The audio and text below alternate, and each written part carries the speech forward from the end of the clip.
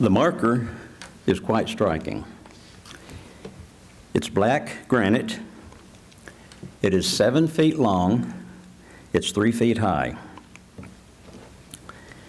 2 small children have stood before it, and I guess only God knows how many times as they were growing up. They're no longer small. They've grown up. They grew up years ago.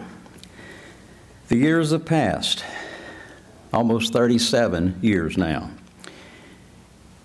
In January, this next month, beginning tomorrow, 28 days into January will be 37 years. It's a tombstone in Concord, New Hampshire. And the inscription on that tombstone says this: S.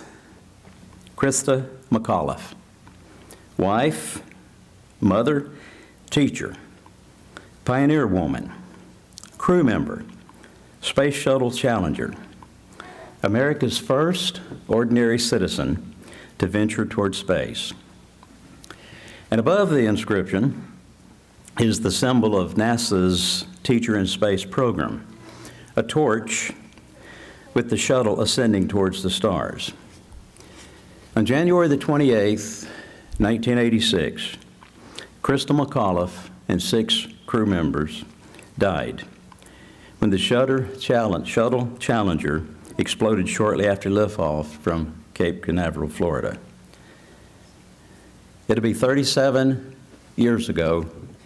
Christa McAuliffe was 37. If she were alive today, she would be 74 years old. Her 2 small children, along with many others, they were part of the audience. They watched as the countdown began. 10, 9, 8, 7, 6, 5, 4, 3, 2, 1, liftoff. They watch it ascending. 75 seconds later, the shuttle disappeared in a massive fireball, and 2 small children were left motherless. I have often wondered over the years if the children had had their choice, would they have rearranged the priorities? It is true they have a mother that they can be proud of, and I take nothing away from her courage. But they have had to grow up without her. And I don't know if they married. I assume they did. I don't know if they have children. I assume they do. But their mates have never met their mother. Their children have never met their mother, their grandmother. And I think if she had it to do over, would she rearrange those priorities? If she could do it over, would she say, I am a teacher, and I would like to go, because it was a teacher in the space program, and she was chosen. I am a teacher, and I would like to go, but I am also a mother. And since there are others who don't risk leaving 2 small children motherless, because obviously there was risk, and they all knew it. Not likely to happen, certainly didn't expect it to happen, but they knew there were risk. And since there are others who don't risk leaving 2 small children motherless, I have to pass. I don't know if she would have rearranged the priorities. I know that even pieces of the shuttle, even a large piece washed up on shore, because it fell back to earth and into the ocean and the shuttle and all of that. And even a large piece of it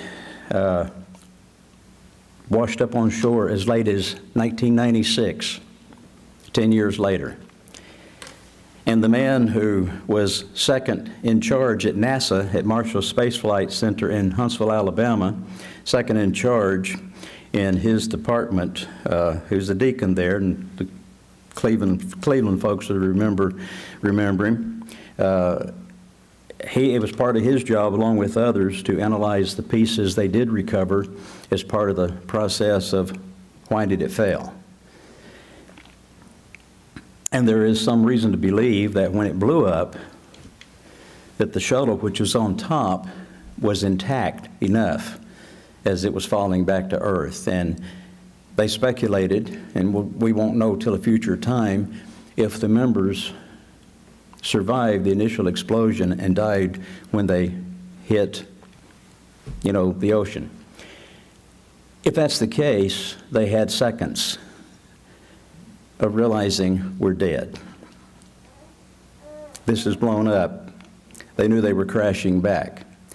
And what kind of thoughts may have gone through the mind? Again, someday we will have opportunity to find out the rest of the story in that regard. I don't know what the two children would say now, but I bet if you had asked them back then, and they'd had the power to turn time back and rearrange the priorities, they would have. The arrangement of priorities cost them their mother. And nobody replaces your mother. In a sense, priorities were simply out of order. They were not in the best order. And you know what resulted? Death. Death, because the priorities were not in order. And two, what about NASA's priorities at the time?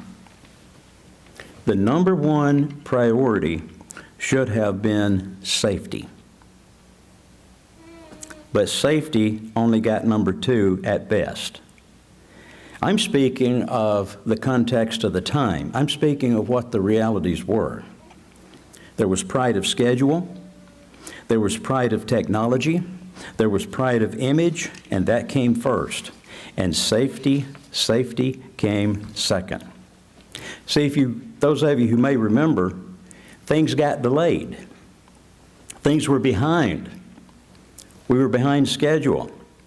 And against their better judgment, on a very cold morning, they went ahead, and a seal evidently broke, and death resulted.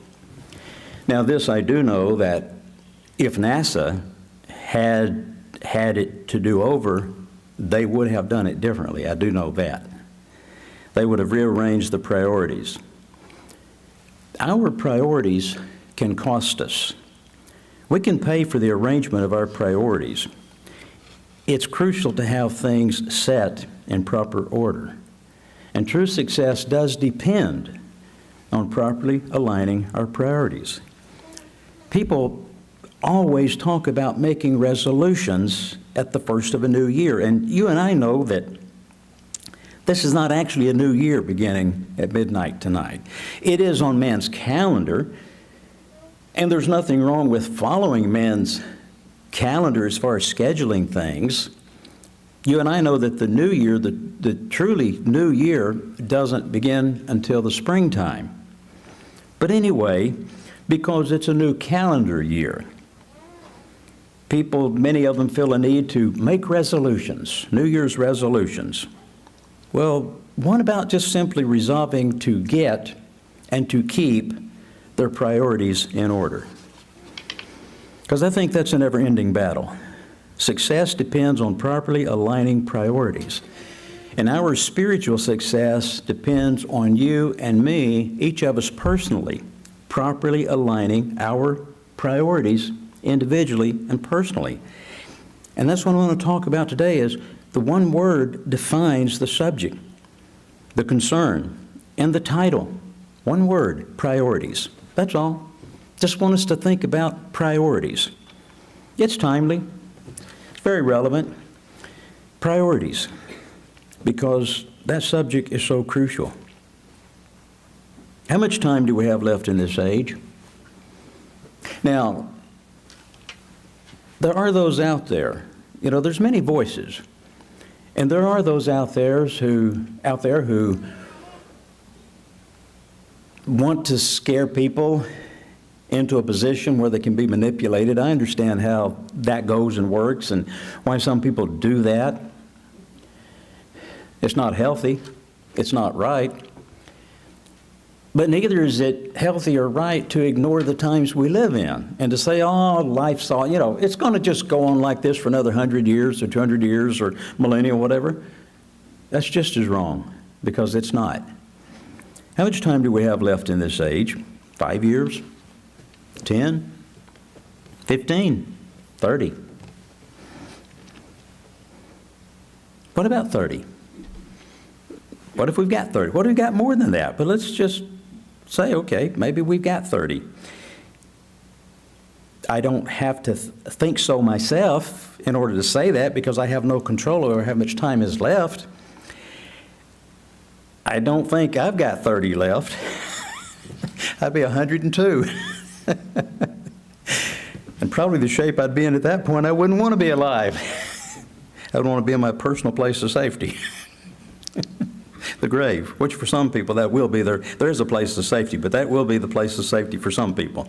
But 30 years or whatever, is that enough time to just play around and waste it? It's like, okay, I got a bonus of time, so I don't really have to be concerned with priorities. Matthew 24:48, Mount Olivet prophecy, and speaking to an attitude here that's indicted, Matthew 24:48, Christ said, and if that evil servant shall say in his heart, it's interesting, having this kind of attitude that is next mentioned can classify you as an evil servant or a corrupt servant. My Lord delays his coming. It's an attitude. It's an approach. It's like, well, look, Christ is not coming back, anytime real soon. He delays his coming.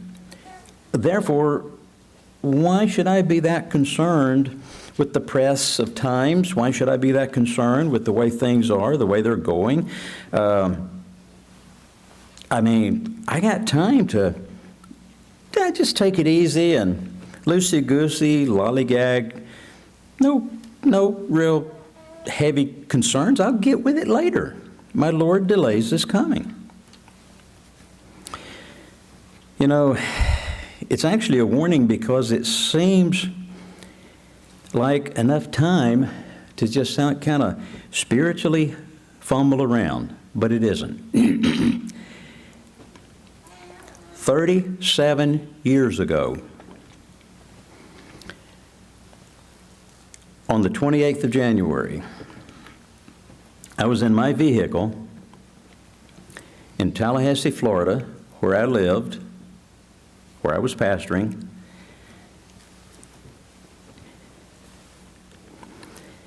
And I was 35 years old. And I turned on the news on the hour, which has always been my habit.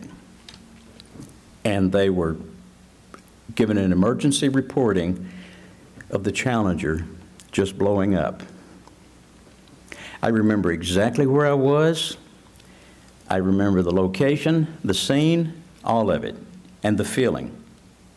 37 years ago.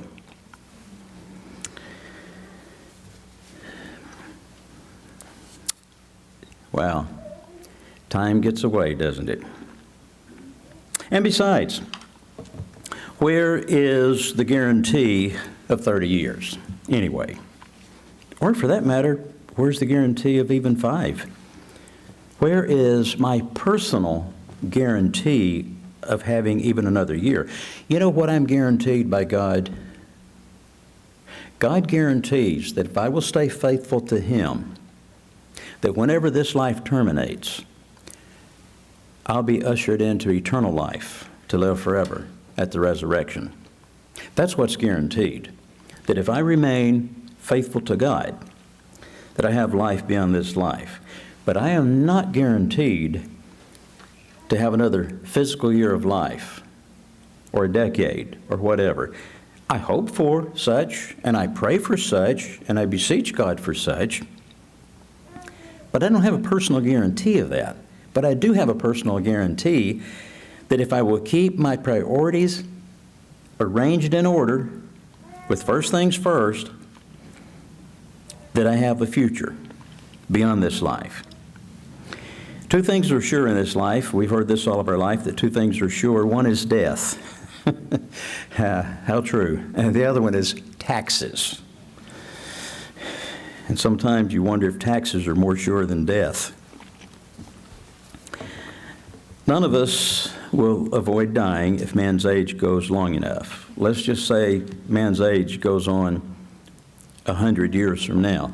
Every single person in this room, including babies, unless they're very unusual and live beyond 100, are all going to be gone from the land of the living. And as I have put it so many times in various venues, different places around the states, if God gives you enough time, it'll kill you. Because time is not our friend in terms of matter, mortality. Because we wear and we tear, and sooner or later, our time is going to be up. And again, 37 years ago, remembering exactly where I was, what I was doing when I caught the news. And here I am at 72, and it's like, wow, talk about a difference in me at 37 with my youthfulness and my energies and all, and at 72,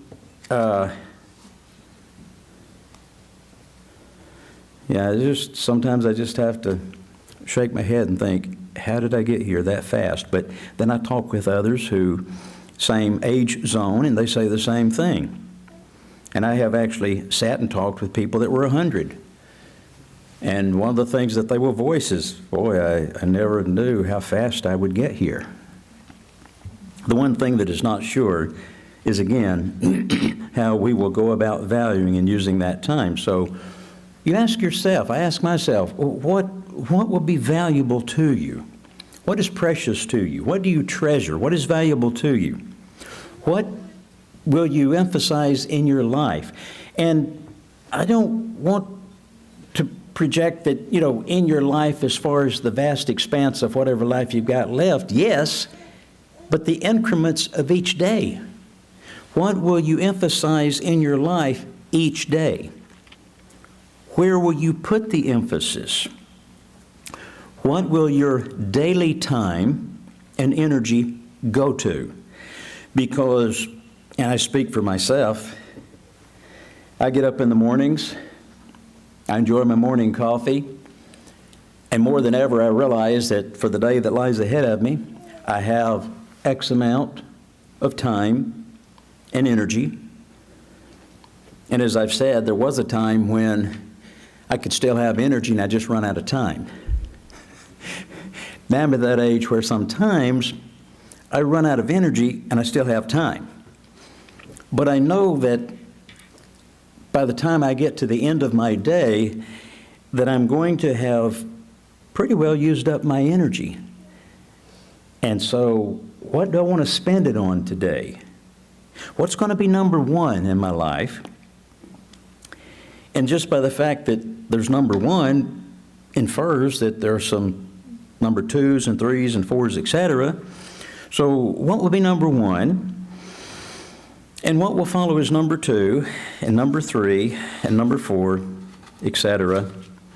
with me and with you. When your priorities are in order and you're living them each day, the increments of the day, you are preparing daily for living or dying. And that's a good place to be in. That's a good place to be for living or dying. It's kind of like that country western song, I forget who does it, about live like you're dying. And the whole point of it is take each day as precious, as an opportunity. Value it. Be thankful for it. And live it as though it were your last day, because then priorities are automatically going to fall into place, You're going to treasure each day with its time and its energy and its opportunity. And you're walking and functioning in a godly confidence. Again, it's said that those in the instant they're about to die have their whole life flash in front of them. I don't know if that's actually per se true or not, but I do know that near-death experiences where you think you're about to die, that the adrenaline so hits the system that the brain goes into overdrive and your thoughts go into hyperspeed, and what you can realize and think in nanoseconds. I do know that's why when people are about to have an accident, they realize I'm about to crash into this person, I can't prevent it, it's going to happen, and it's like everything goes into slow motion. Everything out there is moving at regular speed, but your mind has speeded up so much that it makes everything out there look slow. And again, with the Challenger, if they did survive the initial blast and it blasted the shuttle off, if they did just for a few split seconds, they would have realized we're dead people. And what would their thoughts have been? Anyhow, if it's true, then there's also something else that would flood over you in microseconds. Either a great fear. God, no, I'm not ready. It'd almost be like terror. Or a great peace and calmness. Again, as I mentioned here a while back in a message, I've been with a number of people who were dying, knew they were dying, in most cases had lived a long life, lived a full life. But regardless as to what age they were at when that time came, who just said to me, I'm not afraid to die. I'm not afraid of death. I'm ready. And I think between those two choices, peace or fear, which it will be is being determined ahead of time, isn't it? By how we order our priorities every day. And folks, we're going to spend our time on something. That's the thing about time. We are going to spend it on something. It may not be more than sitting in the shade, watching the heat waves rise off of the lawn, but we're going to spend our time on something, one thing or another, because we certainly can't hold it. And if we're sitting doing nothing, it's like I have said, look at your watch, look at the second hand, if you have a watch, many of us do, and look at that second hand slowly clicking around the face of that watch. You have no power to stop that hand from moving. And don't tell me, well, if the battery goes out, somebody else's watch is still going. The point is, we don't stop time. It keeps rolling. We can't hold it. It's going to pass even if we do nothing with it. And of course, when I was young, I was told, basically, time is going to pass fast. It's going to get away from you. And the older you get, the faster it'll pass. Yeah. Okay, I got it. But I didn't really get it. And I fault those who told me only because they didn't emphasize it enough. But also, when I was young, I realized how much faster time passed when you're having fun. When you're doing something that's fun, it really passes fast. And then the day came, I noticed it passes fast whether I'm having fun or not. Comes a time where it just simply passes fast. So how will we use it? What will be accomplished with it? It's not that there's not much to do that can be done of a real good and positive nature. I mean, that's kind of unending. But what will be accomplished with it? What will be left and remain in its place when it's gone? In reality, time is all we do have, isn't it? Time is our life. It's our life. What is it producing? What will we have to show for it? We have a common experience, you and I, all of us. Now, we're each individuals. Every single person is a specific individual. You look at yourself in the mirror and you can say, and it's an honest statement and it's genuine reality. You can look at yourself and say, oh boy, or oh girl, There's never, ever been anybody quite like you, isn't like you, and never will be like you. And thank God that's the way it is. Because we're all individuals. But at the same time, you can say, but we all share certain commonalities as human beings. We share commonalities. And we share certain common experiences. And one of the common human experiences that we share is, we're born as a babe. We become a toddler, a little child, later a teenager. We grow up. We go through the process of growing up. And we grow up seeing the strength of the flesh before us. We see the high point of it.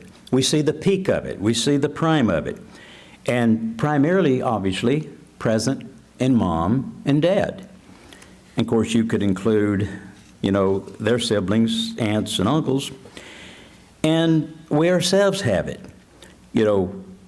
Strong physically, energy and all, coming into our teens, our 20s, our 30s, and many times even into our 40s without losing appreciable energies and strength.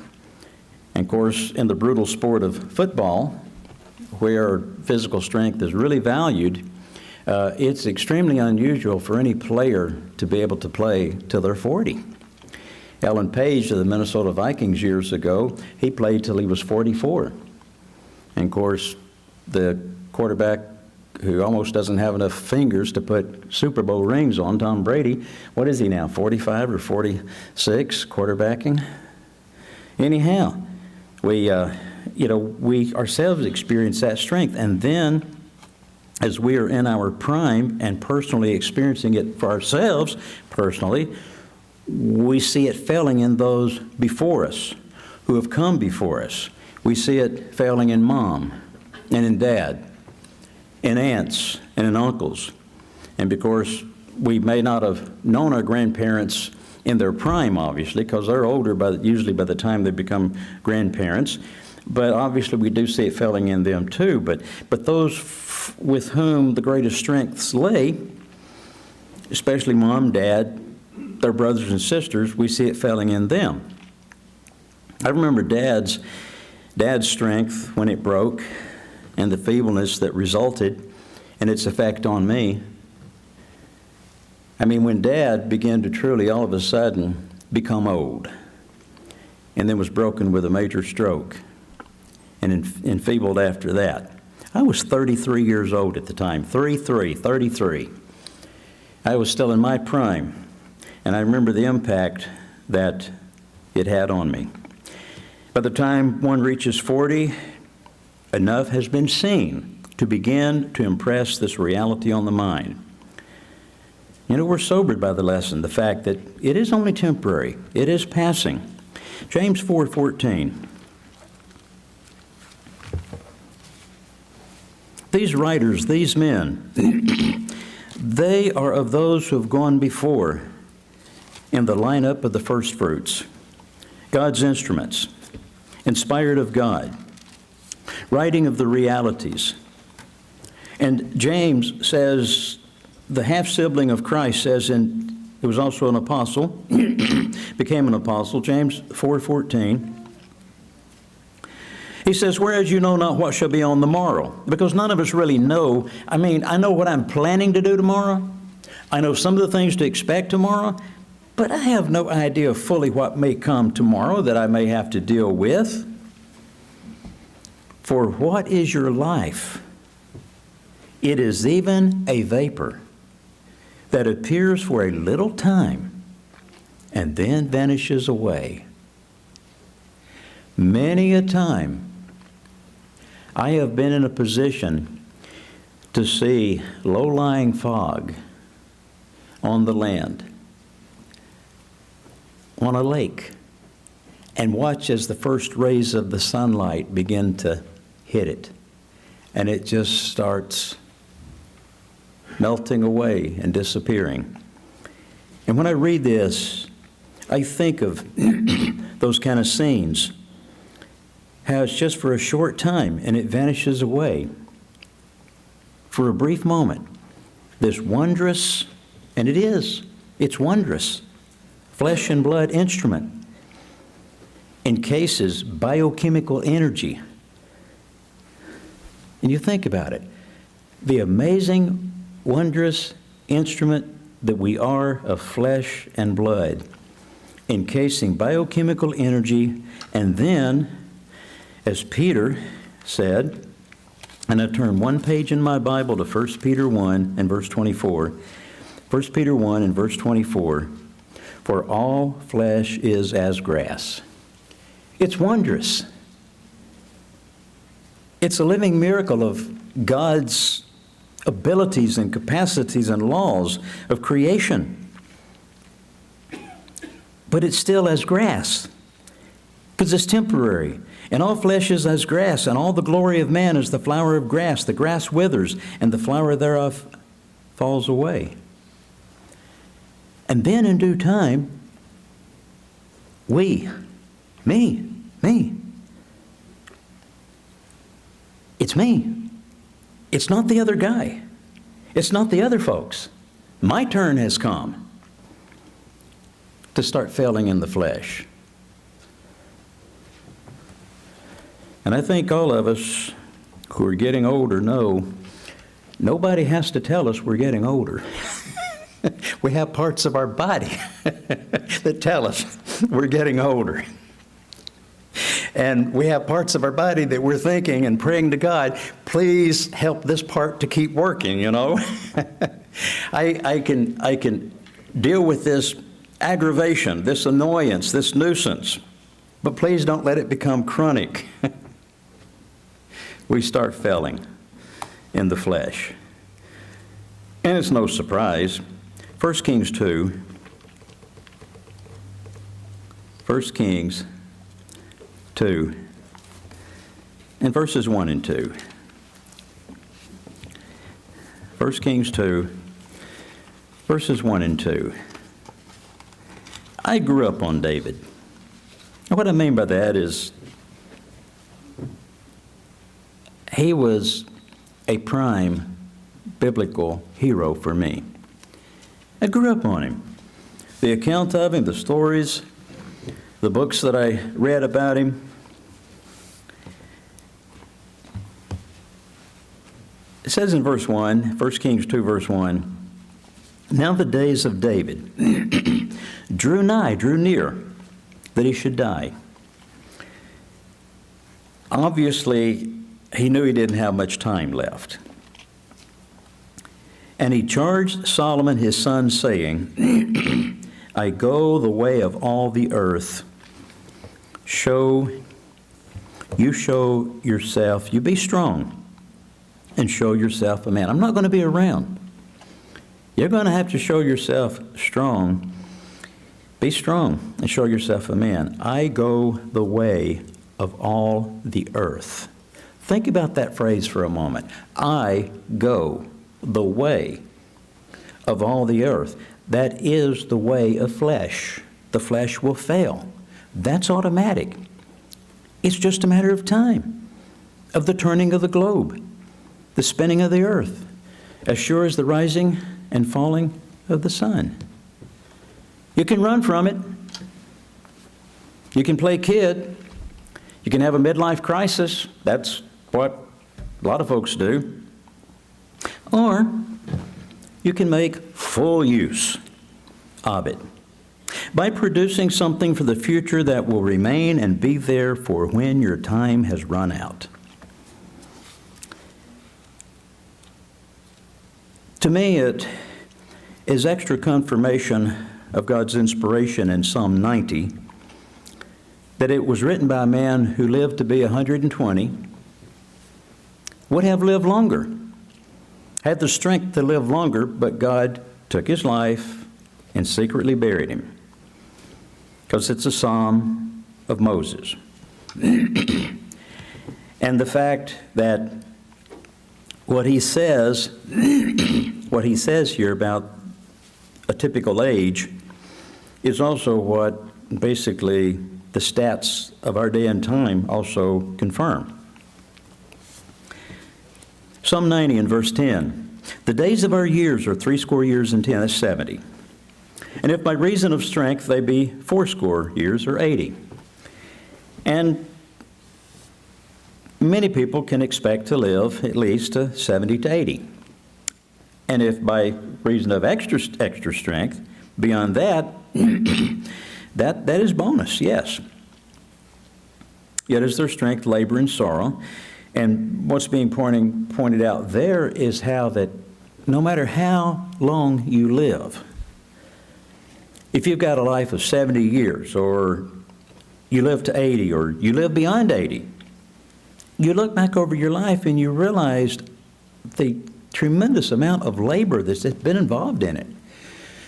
And you also realize the tremendous amount of sorrow that you've dealt with in your lifetime. I mean, the pain and the sufferings and the hardships and the headaches and the heartaches, and are there good times? Absolutely. But at the same time, how much has life involved? Labor and sorrow. For it is soon cut off, and we, as it should be rendered, we faint away, or that is, we die. Verse 12, then what do we take out of it? Or what's part of the end game or the end gain that we should take from these realizations? Verse 12. So teach us to number our days, that we may apply our hearts to wisdom. To number our days. It doesn't say number our years. Now you want to do that, that's fine. I'm just breaking it down to the increments of days.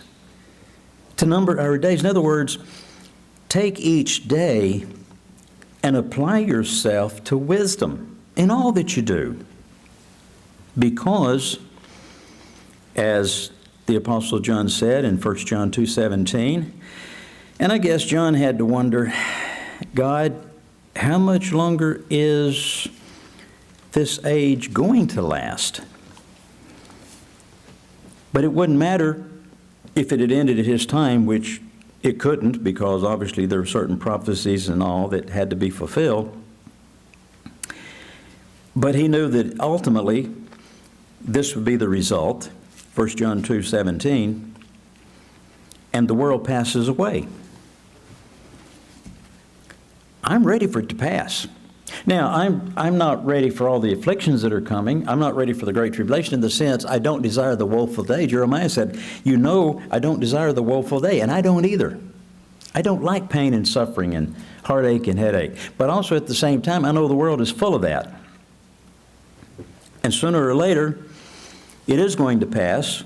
There's going to be a new world here. And we're going to be a part of that new world with Christ. And the world passes away and the lust thereof, typifying all that's wrong with the world, the things that are wrong with it. All that's going to pass. But he that does the will of God abides forever. He that does the will of God. So teach us to number our days, that we may apply our hearts to wisdom. It's inevitable, so why fear? Just use your time wisely. It's that simple, frankly. Why fear? Just use our time wisely. Because what that does when we use our time wisely,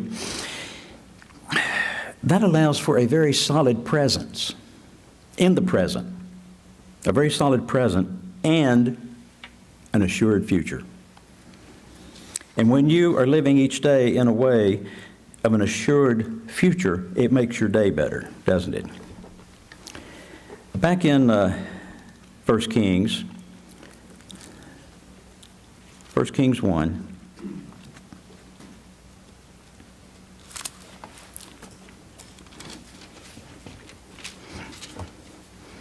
You know, when David called Solomon and charged him, and he said, I go the way of all the earth. When the days drew near that he knew he was going to die, and he says, I go the way of all the earth. The condition he was in at that time is expressed in the first chapter, first verse. In the King James it says, now King David was old and stricken in years. Now, he wasn't over 70 because he was 70 when he died. King David was old and stricken in years, and they covered him with clothes, but he got no heat. His circulation was so bad, he could not generate enough bodily heat to stay warm, even with clothes on.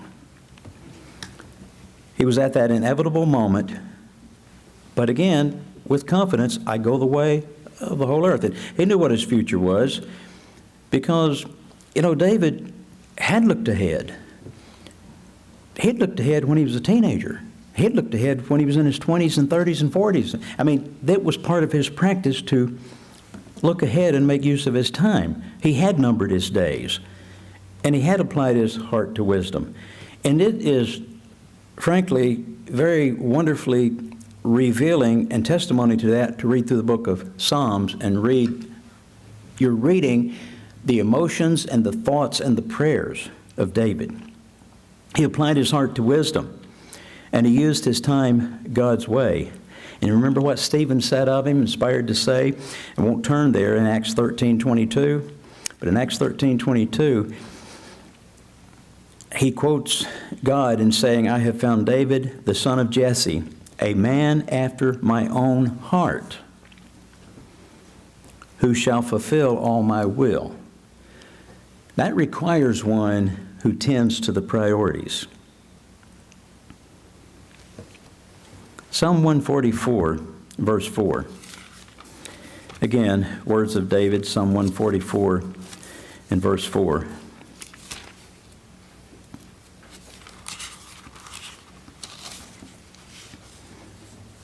Man is like to vanity, and the word there has to do with temporary more than anything.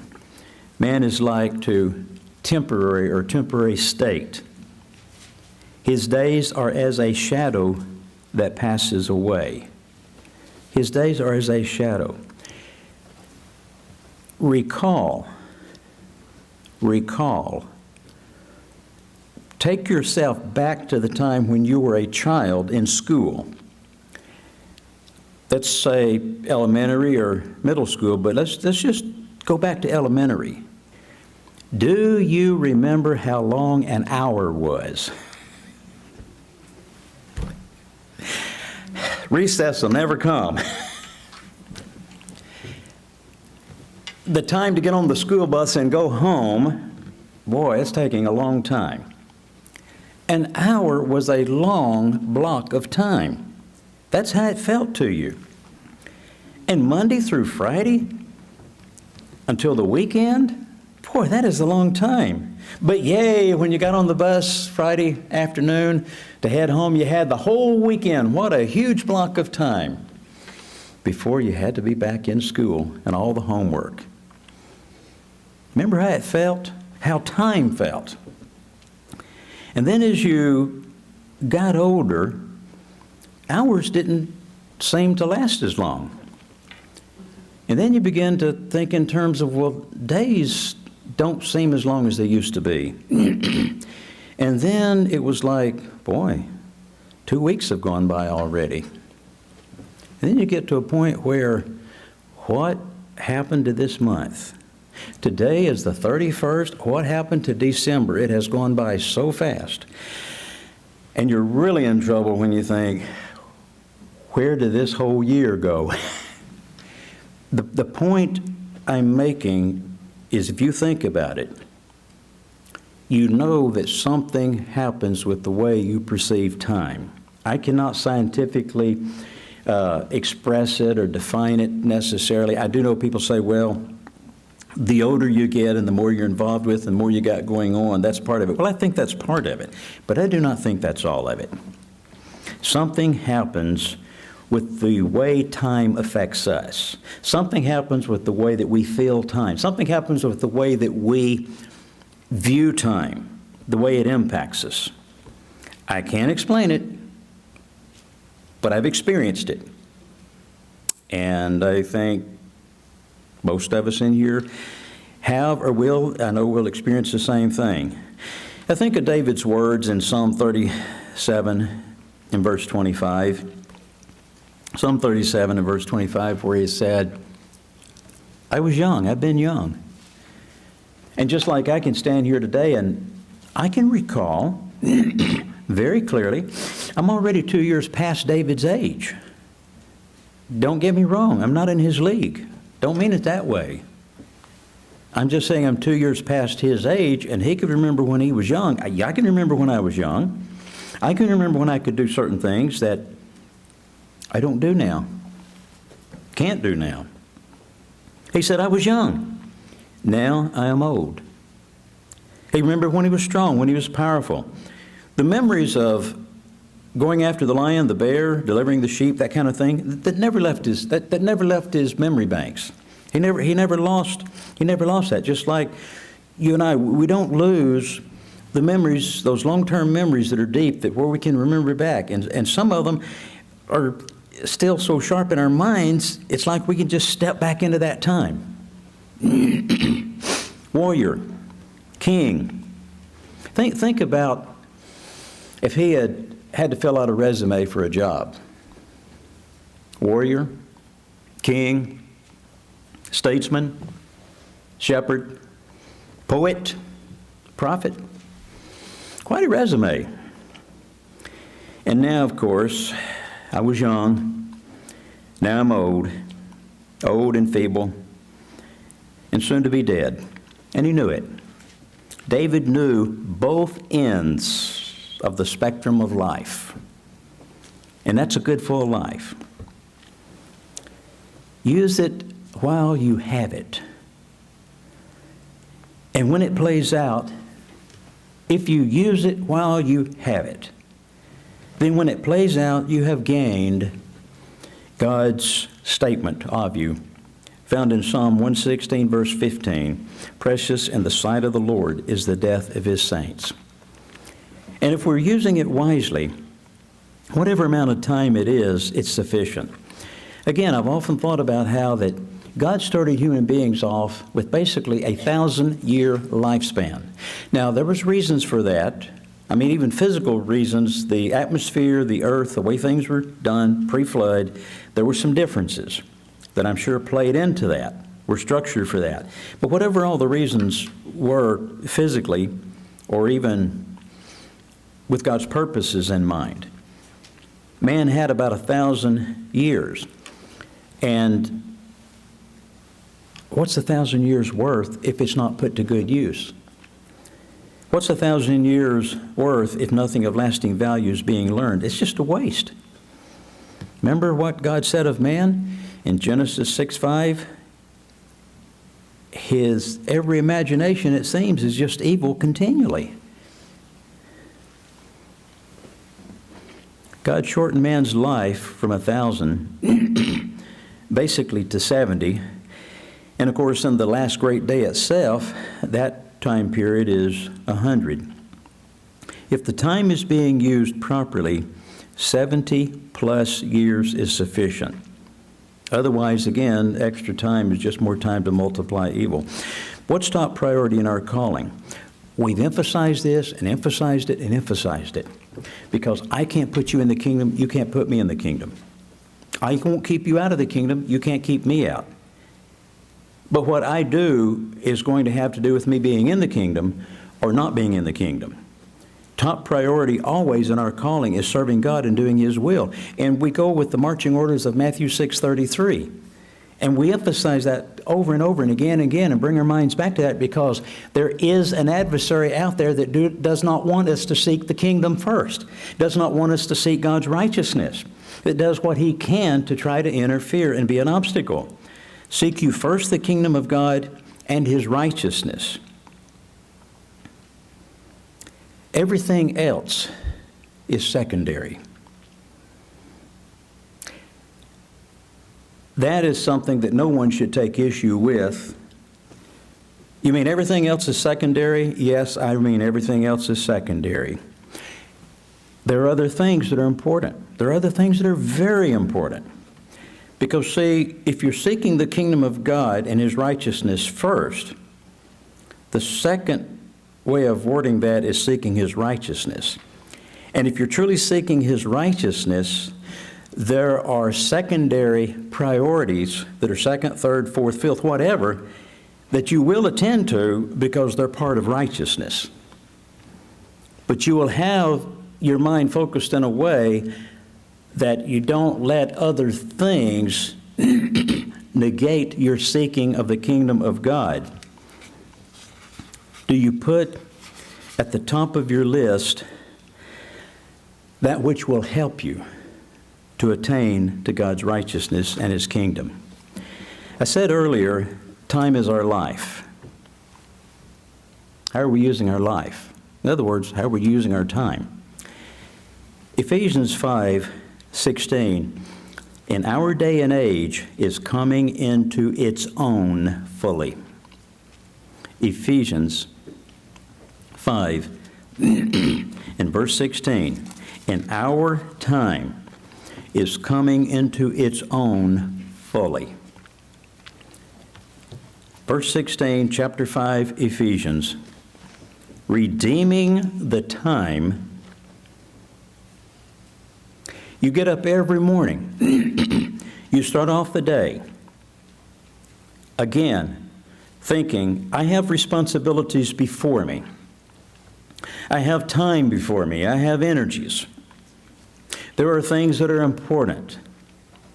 I need to tend to that which is good and wise and right. I need to use the time wisely that will help me toward the kingdom of God and God's righteousness, and how I go about things and what I choose to deal with and do and what I don't. That's what it's talking about when it says redeeming the time, because at the end of the day, that time is gone. You can't redeem that time. At the end of the day, if you look back and say, today has been a totally busted day, today has been a totally wasted day, I have no redeeming quality or quantity from this day that I can look at, this has been a day that's been blown. It's just a total bust. You can't redeem that time. All you can do is settle your mind best you can, go to bed, and say, the next morning when you get up, I won't have a repeat of the previous day. Redeeming the time, using it. Why? Why?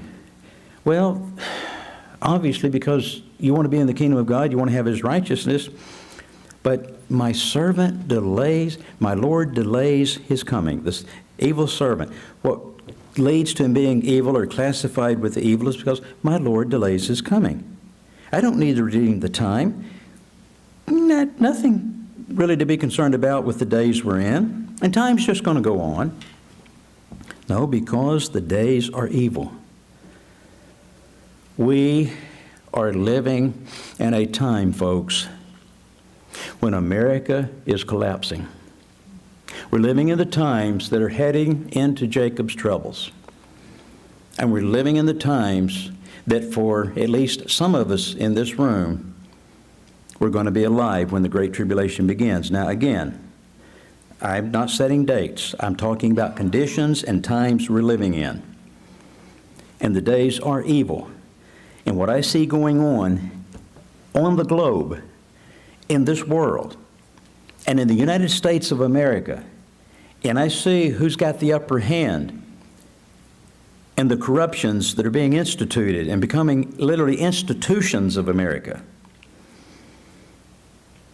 If I was aside from God and aside from the knowledge that I know, I'd be scared. I'd be very distraught. Verse 15, "See then that you walk circumspectly, soberly, wisely, discreetly, not as fools, but as wise, redeeming the time because the days are evil. Wherefore be you not unwise, but understanding." Notice, understanding what the will of the Lord is. We're living in a time, too, when there's so many voices out there, and there are people propounding to be speaking for God who aren't. And brethren who are not grounded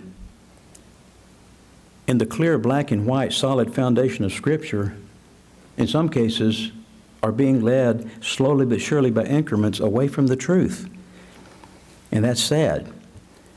You know, I've often thought I through my life, there were many things that I really wanted to do and I didn't have time for. Because again, with priorities, you know, you don't have time to do everything, do you? You can't do everything. You just don't have the time and energy to do everything. It's not possible to do everything. But that's where priorities come in, because if you put first things first, when you run out of time or energy, the things that are left undone will be the least important. And the most important will have been accomplished. And again, the most important thing is to maintain a relationship with God, which again is based on sufficient time in prayer and Bible study and occasional fasting. You're a Christian soldier. I'm a Christian soldier. We're on a battlefield. It's a daily battlefield. And we have to fight to meet those needs. There will always be something trying to eat away into that. There will always be something trying to eat into our time and energies. And in our day and age, it's wonderful to have technology. And social media and the internet, they are tools that can be used very wisely. But you know what? We used to talk about the one-eyed monster. Remember TV? We used to talk about how that people would just get so wrapped up in TV, you know, they'd work and then they'd come in and plop down in front of the TV to bedtime, maybe have a TV dinner in front of the TV. We don't talk about that anymore per se, because now with technology and the internet and social media and Facebook and Twitter and all that kind of stuff, now it's the computer or the smartphone or the whatever. That which could be a tremendous tool has become a tremendous drain and a tremendous distraction. There's a need to simplify our lives and get our priorities basic and straight. And there are two areas that are leading in need: God, and number two, necessities. And with those two in place, you can progress from there. And for instance, and I may go 5 minutes over, but for instance, job and family are priorities. God's number one. Getting into the list of second and third and fourth, job and family are priorities over, let's say, certain activities. Years ago in the church, we had what we call Spokesman's Club. Some of you were in Spokesman's Club. And I remember a time when one of the men that was going to be in Spokesman's Club, he was a truck driver. And he was going on the road Monday through Friday. On the Sabbath, of course, he'd come to services, he and his family. The whole family was in the church. He'd come to services. And he'd have next day, Sunday, to be with his family before he had to be gone again. And it was time to crank up the Spokesman's Club again, and we did the clubs on Saturday night. And when he expressed to me about joining club, I said, "No, Charles." I said, "You're gone Monday through Friday, and your family doesn't have you." And they had a couple of little kids. I said, "No, you be with your family.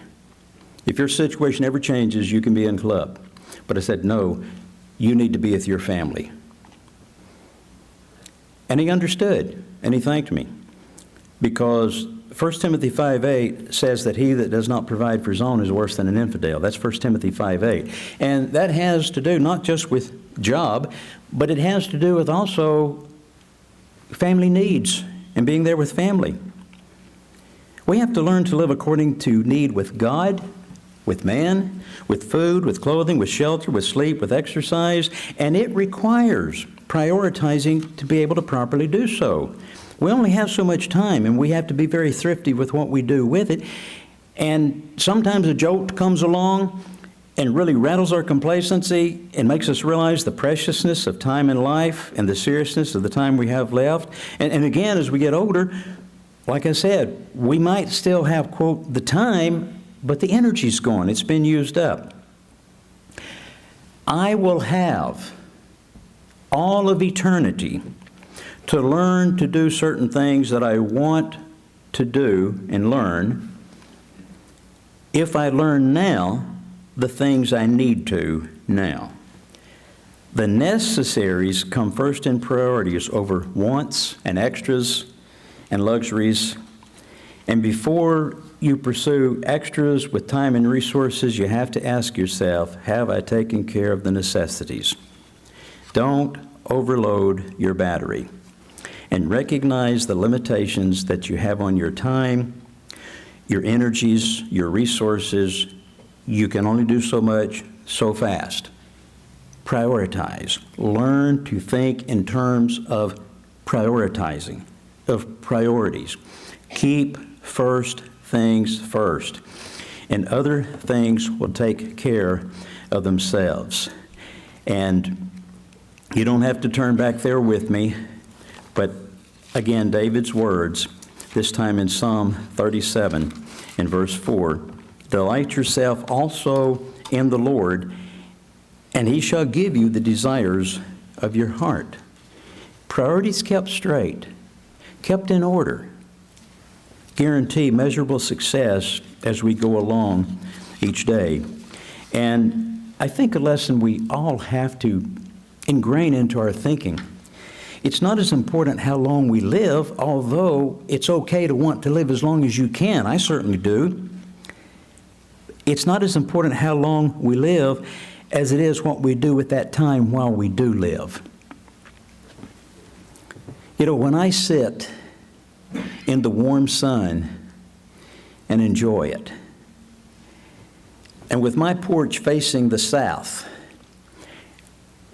and having the warm sun flooding in on the front porch, the southern sun, and sitting there in that warm sunshine with a cup of hot coffee and my Bible beside me and a pad, and just enjoying sitting in that warm sunshine. I look at that sunshine, I can glance over towards where the sun is, and I can say, you know, David enjoyed that same sun. He did. Now he's dead. But he'll enjoy that same sun again, won't he? He'll live again because he kept his priorities straight. One final reference on Scripture, and I'm close to it, so I'll turn to it. Psalm 89, verse 47. Psalm 89, in verse 47.